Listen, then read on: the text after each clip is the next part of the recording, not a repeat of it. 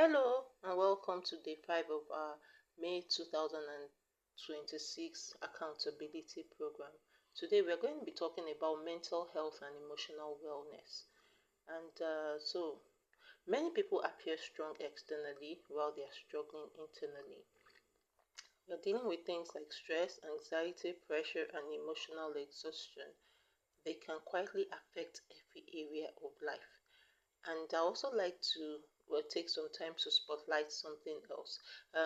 People have said things to you that sometimes unfairly that you haven't processed properly, and so you just carry all of that baggage and all. You've tacked everything on, and it's weighing you down. So today, check in with yourself emotionally. How are you really feeling? There's a question I always like to ask everyone.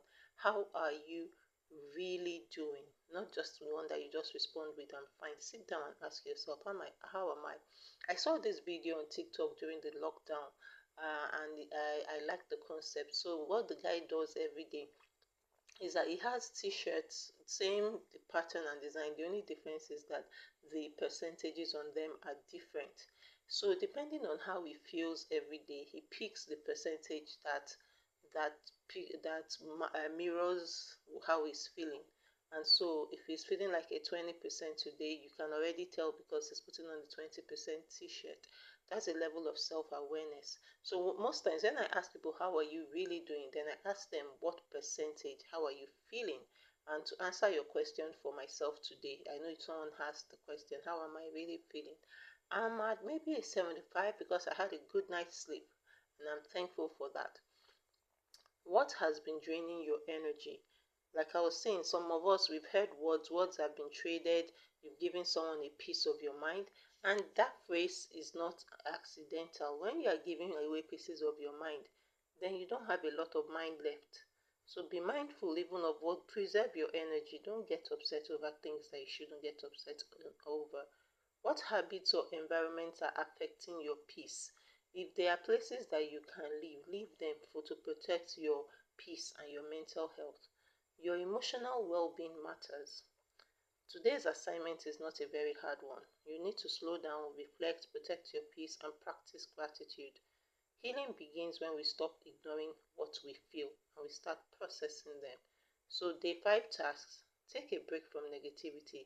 Check all those WhatsApp groups where people are just always trading negative bants or negative vibes. Leave them all. Leave them first. You can go and take some time, take a break. Then, if you like, you can join later when you're in a better place.